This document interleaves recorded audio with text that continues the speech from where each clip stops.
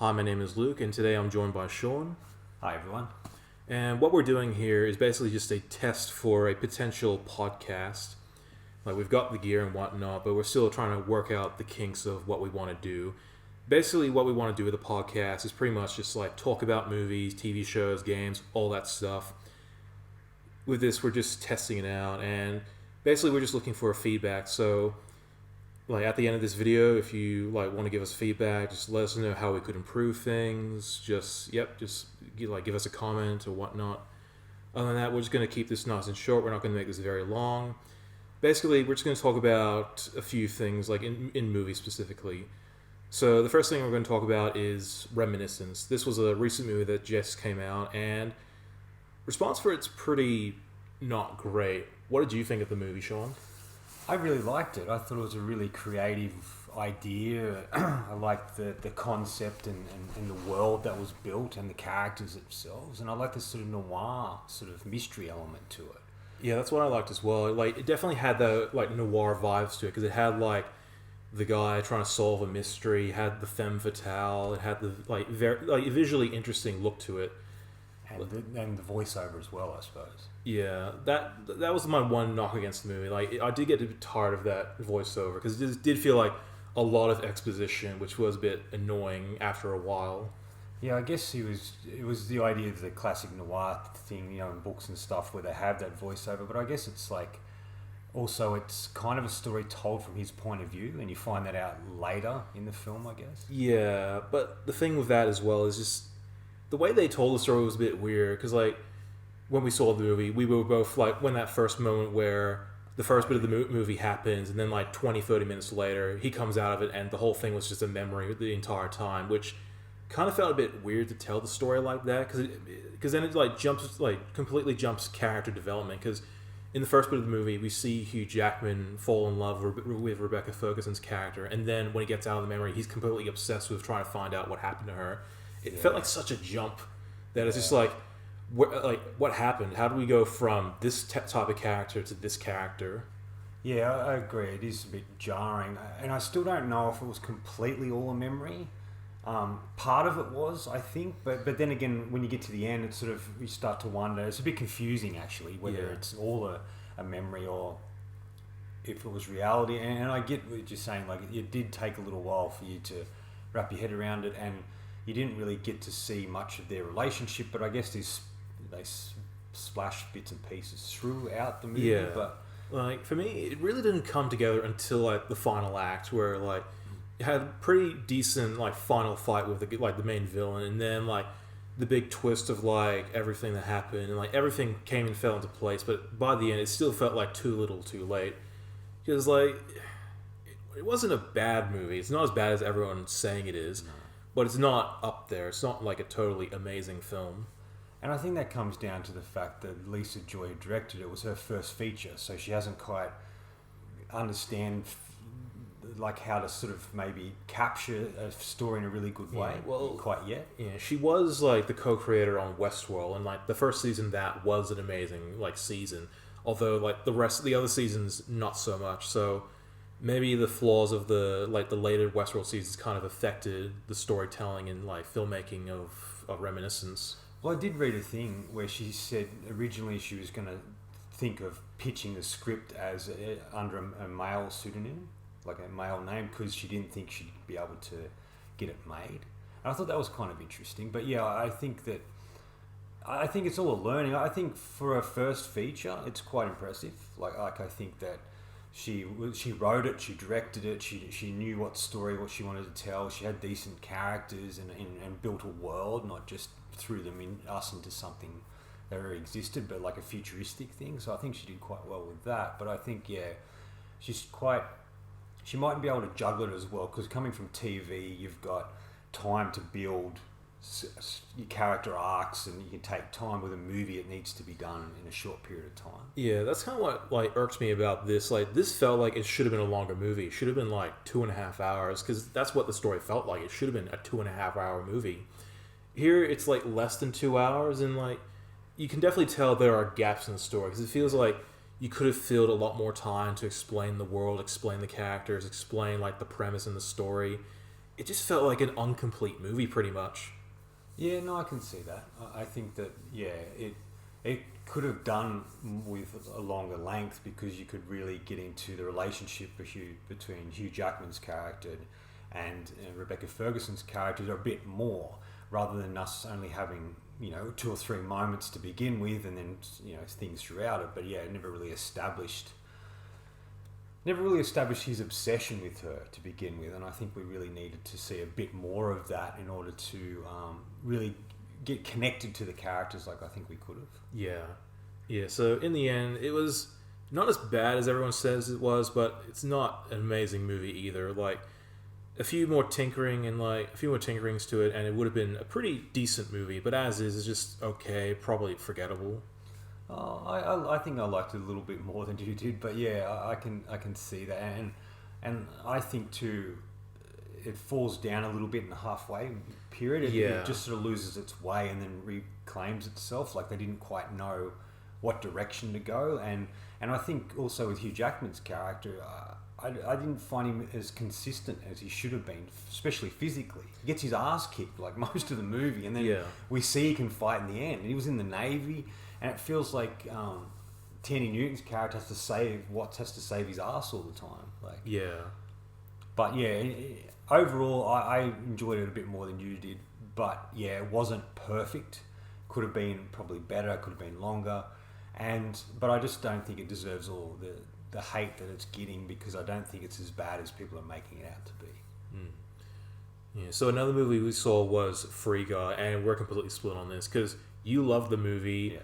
I'm sort of mixed on it. For me, I liked the premise because, it felt very much like The Truman Show, where it's about a character in a world that's not real. And then he comes to realize, like, so wait, I'm not real, but you know what? I'm going to make a difference. I'm going to take charge. Like, that stuff I liked. What I didn't like, however, was the shitty humor. It just wasn't funny. I'm sorry. Just because this film's from the same director who did Cheaper by the Dozen, like the 3 Night at the Museum films, and the Pink Panther. So it's like the comedy just is not up there for me, because it just the comedy in this just felt very awkward and just weird at some points. I think it might have been what it was going for. It didn't feel like Ryan Reynolds' usual humor that we see him do, and it felt a bit silly. And I must admit, at the beginning of the film, it took me a little while to understand what was going on or what type of movie it was. But yeah, I did laugh through it. But yeah, some of the jokes didn't quite land. They're a bit over the top, a bit silly. Yeah, like that one joke where Ryan Reynolds is being chased by 2 guys, and then like at the top of this this building, he jumps towards a wrecking ball, and for like just randomly they play Miley Cyrus's Wrecking Ball, which I guess that on the nose. Yeah, I guess that counts for humor, which okay, but like. Yeah, with Ryan Reynolds, like that's the thing. Like, I liked Ryan Reynolds back before he became Ryan Reynolds. Back before once he did Deadpool, that was pretty much the same character he would play in every single movie, except different coat of paint, and the rating was changed. Because I miss the Ryan Reynolds from Barry, because I think that film had his best performance. Because it's just here's a guy who's stuck in a box, just trying to survive and desperate to get out before time expires. Now. And I just don't feel the sort of tension that you need when Ryan Reynolds appears in a movie like this. Because it's this is a character who realizes that his world is fake, but he's going to do something about it. And Ryan Reynolds, in a way, he's perfect for it, but I just wish he had that more drama capability to him. Because I wanted to take this a lot more seriously than it was, which... Yeah, but I think that the fact that... It's like what they say in it, I guess, in a way. It's like... His character's like a child, he's still navigating it. He doesn't know. He's learnt that this world isn't real, but he still doesn't understand because he's a computer program. But I guess I get what you're saying. I like Ryan Reynolds' Buried, or even the Amityville Horror remake, or some other stuff that he's done is a bit more dramatic. But I think the direction he's going, that's just what he wants to do now. And I know it's.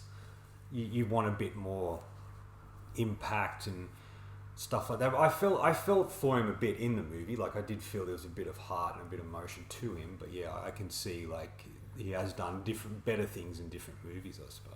Yeah, because it hasn't been the same since Deadpool. Because Deadpool, Deadpool 2, like Detective Pikachu. He just keeps playing the sort of sameish character pretty much, where it's like Deadpool except it's like different in a way, I guess. Yeah, I guess even like bodyguard, the Hitman's Bodyguard's kind of like that as well. I like that, but yeah, I can see. Yeah, well, I guess that's just his style now. He just wants to make fun, entertaining movies. I suppose he doesn't really think too much of the dramatic stuff, and maybe they don't cast him in dramatic stuff anymore because he's more known as a comedy now.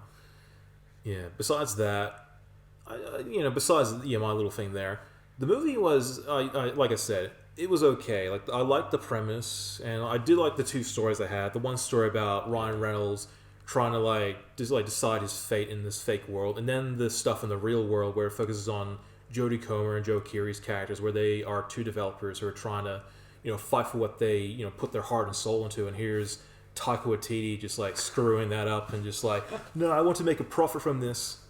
I think Taika Waititi was fantastic though. Like I'm surprised they allow him to do things like that because he's just so kind of wacky. But yeah, I agree. I liked both the storylines and like we talked about before, it's like passion versus greed. I kind of like that concept, and that's one thing I didn't expect was how it went. I didn't expect to have so much in the real world and so much in the game itself. It wasn't quite the film I thought it was going to be, but I kind of liked that it chose different things. But yeah, I think that those two elements, those two storylines were really clever to do, and it spread our focus a bit more, and I liked that.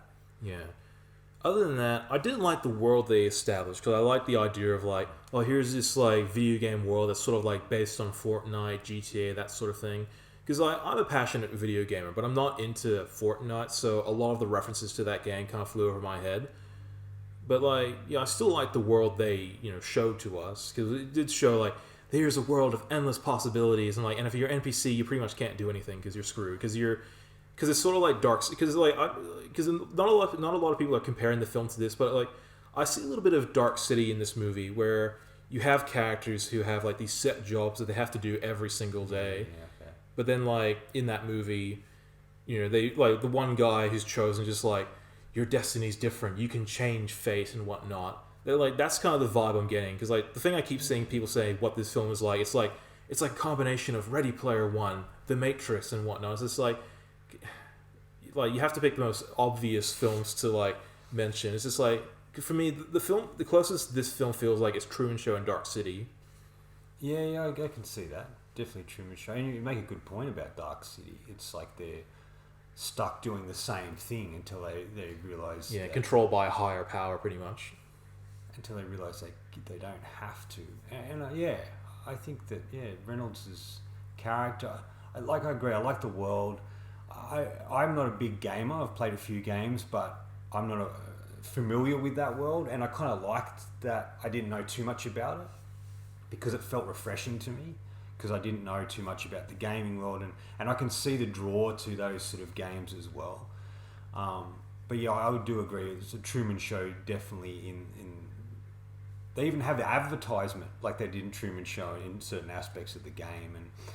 But what I really liked, I guess, is how the Ryan Reynolds character was sort of, he become awoken. Like he wasn't being played by anybody. He was just a computer character in the game that became self-aware.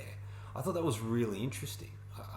That's the aspect I really enjoyed too. But yeah, the world is a really fascinating thing. It felt like a world that you wanted to visit. You know what I mean? Yeah. Just for a short period of time because it was really entertaining. Yeah. Yeah, the rest of the film was pretty much okay. Like the action was fun in a way. Yeah. I did like some of the humor, but unfortunately, most of that was references to something else. Like that's the only time I got a laugh from the film. Yeah. But I don't like it as much as you did. Like again, I'm very much split on it because like I like the premise, I like the two stories they told, but like again, it's that comedy that kind of like ruins it for me because it just wasn't funny. It just didn't make me laugh a lot.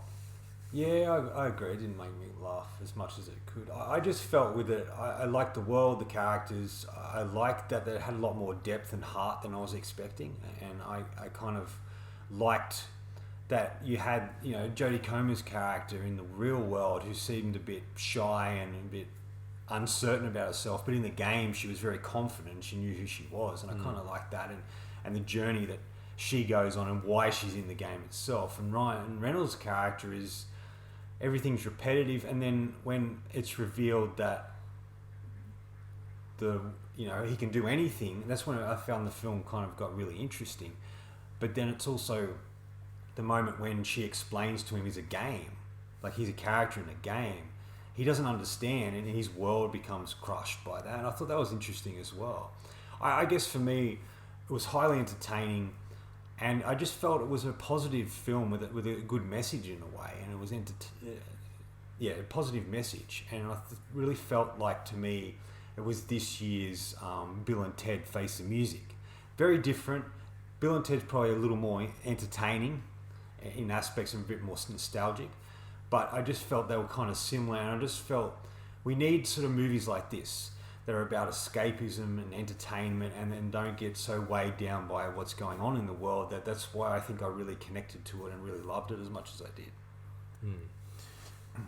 Yeah, so just ranging. Was there any other movies you saw as well? Because I recently saw the Netflix's Sweet Girl, which had Jason Momoa in it. Yeah, I haven't seen that one. Yeah, that was... I haven't heard good things, though. Yeah, it was rubbish, pretty much. Because, like, it had a good plot, because it's about, like, a father who tries to go up against, like, a pharmaceutical company, because it's, like, they screwed him over when his wife was dying of cancer. But then, here's the twist that kind of ruins the whole thing. He was dead the entire time.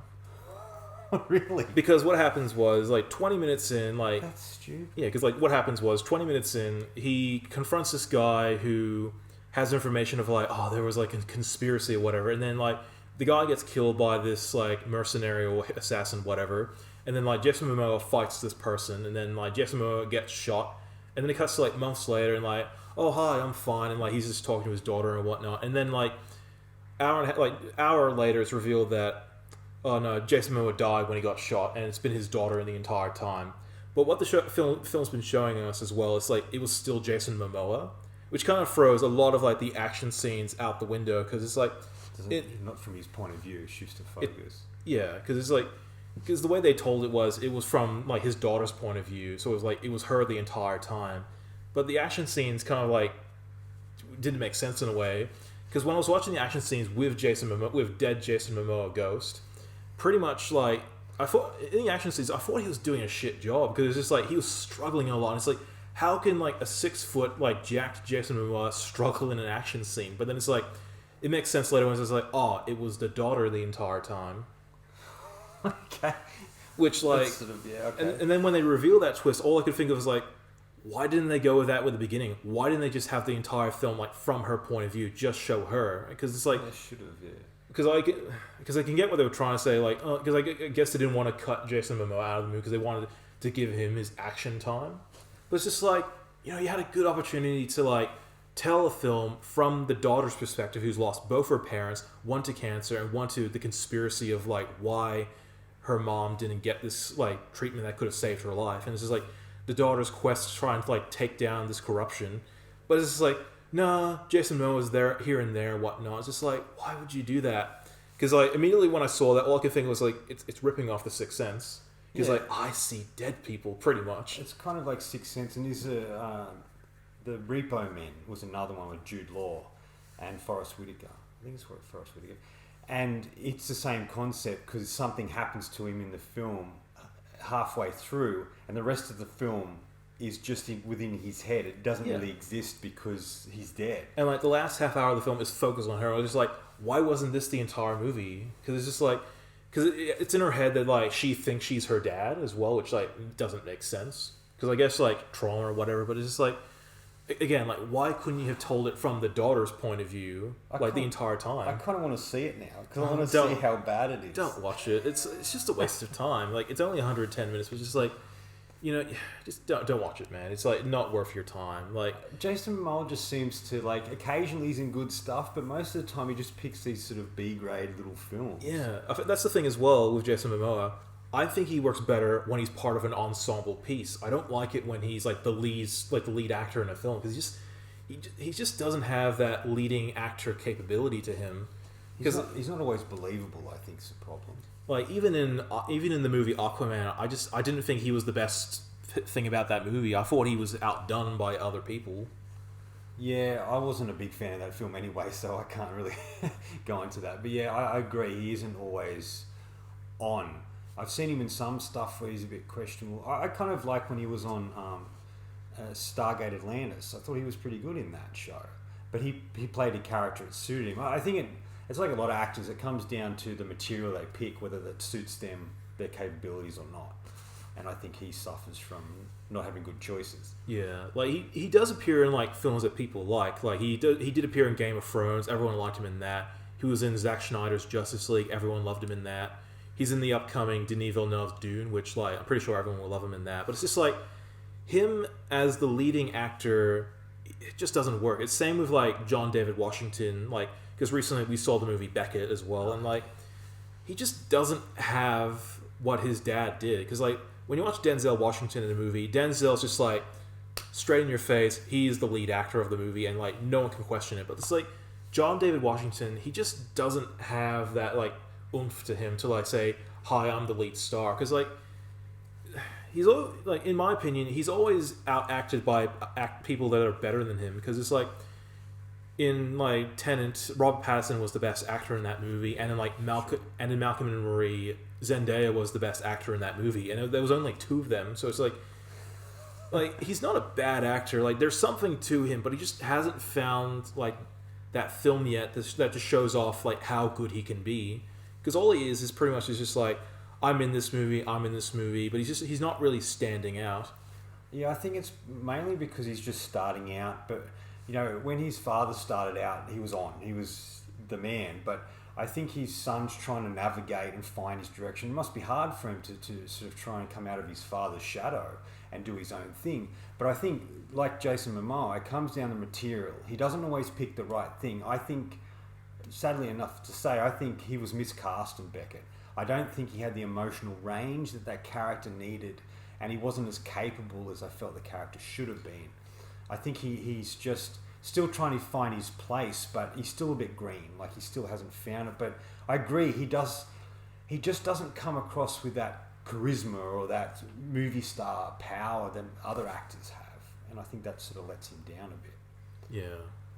Well, it doesn't help that the movie Beckett sucked anyway, because that was just such a boring film. Because it was trying to go for like the classic '70s political thriller sort of film, but like it was just so boring. Yeah, they established characters that they set up this whole thing at the start with him and his character and Alicia Vikander's character as this relationship, but it never really served much of a purpose. It just felt like they go, "We want you to care about this character," but in circumstances where you wanted to care, you didn't, because you didn't believe his emotion. You didn't understand what they were saying. I think it's a very disappointing film that had opportunity to be interesting, but it just never quite got there.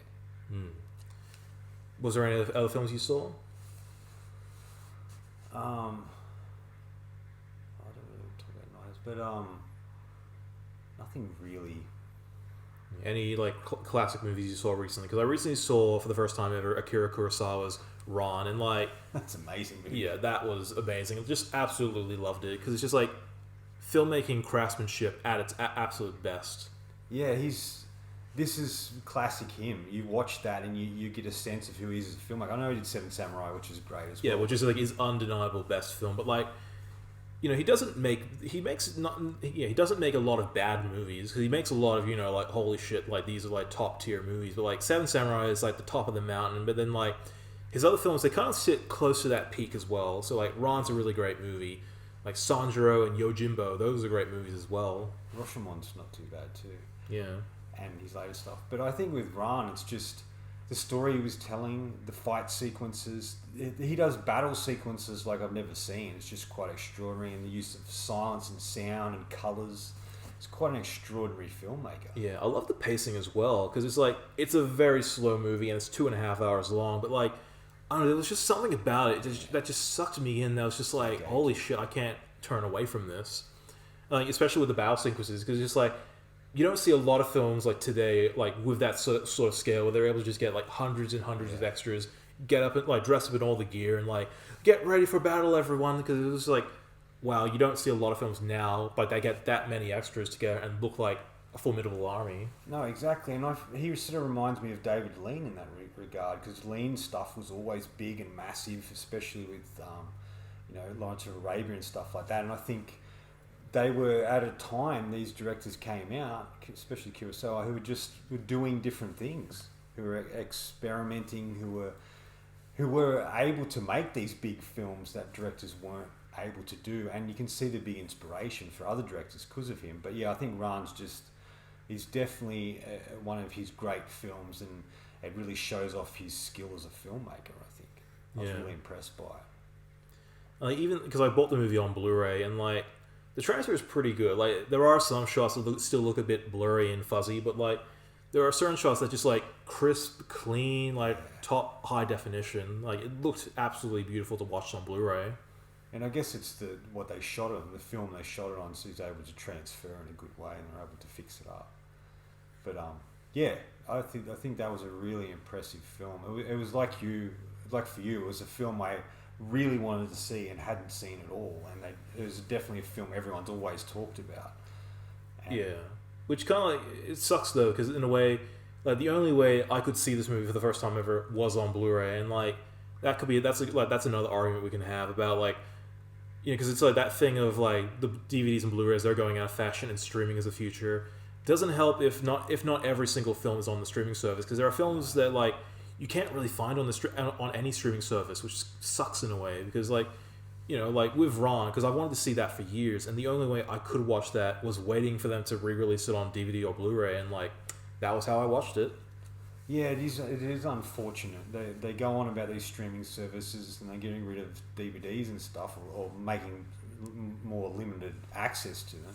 But they just don't have the movies on there, and it's ridiculous, because if they want us to move in that direction, they need to put the movies on we need to see, especially these classic ones that are hard to find. Like another example of that is David Lynch's Straight Story. Like that's a really hard movie to find, and it's not on any other streaming service. And it's not even on Disney Plus, and that is a Disney film. Like, yeah, what? Yeah, they just don't.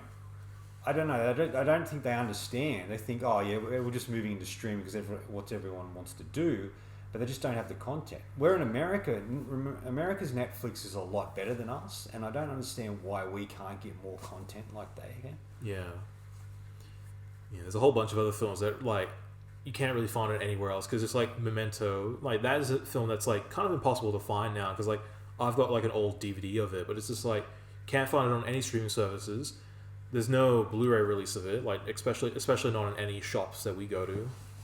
It's just like, what's the point of streaming services if like the content you want to watch isn't even on there, and like especially since you can't seem to find it anywhere on DVD or Blu-ray, since like they just like, no, that thing's a thing of the past, we're gonna get rid of it. Like, what about the specific movie I want to watch?